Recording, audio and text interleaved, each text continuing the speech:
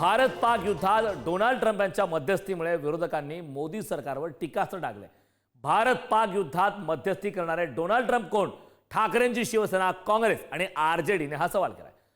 इंदिराजींनी पाकचे 2 तुकडे केले, मोदींनी काय केलं असा थेट सवाल संजय राऊतांनी उपस्थित केला। भारत पाक युद्धात तिसऱ्या देशाची लुडबुड आपल्या देशासाठी योग्य नाही असं मनोज झा यांनी म्हटलंय। तर डोनाल्ड ट्रम्प यांची मध्यस्थी ही का खपून घेतली? सरकारनं अधिवेशन घेऊन सांगावं, काँग्रेस नेते कपिल सिब्बल यांनी या संदर्भातली मागणी केली।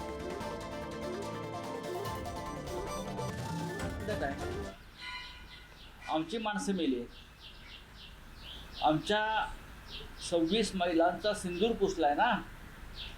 मग ऑपरेशन सिंदूर पूर्ण झाल्याशिवाय ट्रम्प हे मध्यस्थी कोणत्या अधिकारात करताय? इंदिरा गांधींनी निक्सनचा दबाव झुगारून लावला होता 1971 साली।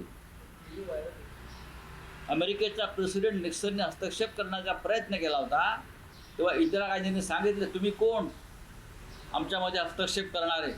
तुम्ही पाकिस्तानला मदत करा, नाही तर अजून काही करा। आम्ही पाकिस्तानबरोबर युद्ध पुकारलेलं आहे आणि ते टोकाला नेणार। इंदिरा गांधीने युद्ध टोकाला नेलं आणि पाकिस्तानचे 2 तुकडे केले।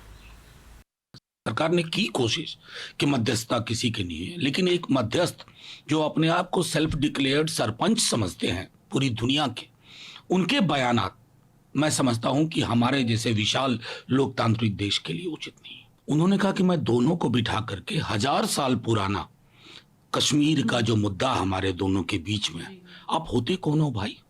मुझे ऑफिशियल रिएक्शन अपने देश का चाहिए। और अमेरिकन एस्टेब्लिशमेंट को ये जरूर कहूंगा, 71 में भी आपने बहुत कोशिश की थी। ये देश ऐसा है ना, कुछ बात है कि हस्ती मिटती नहीं हमारी। वो कहते हैं कि, और ये उनके जो सेक्रेटरी ऑफ स्टेट हैं रूबियो साहब, उन्होंने कहा है कि भाई पिछले 48 घंटों में बातचीत होती रही। डोनाल्ड ट्रंप ने भी यही कहा है और वाइस प्रेसिडेंट वैंस ने भी उसको दोहराया है।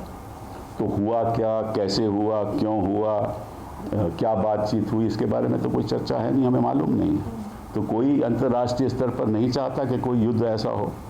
मुझे याद है इनफैक्ट 2022 में जब प्रधानमंत्री जी पुतिन साहब को मिले, उन्होंने कहा कि इस युद्ध के दौर में कोई जंग नहीं हो सकता।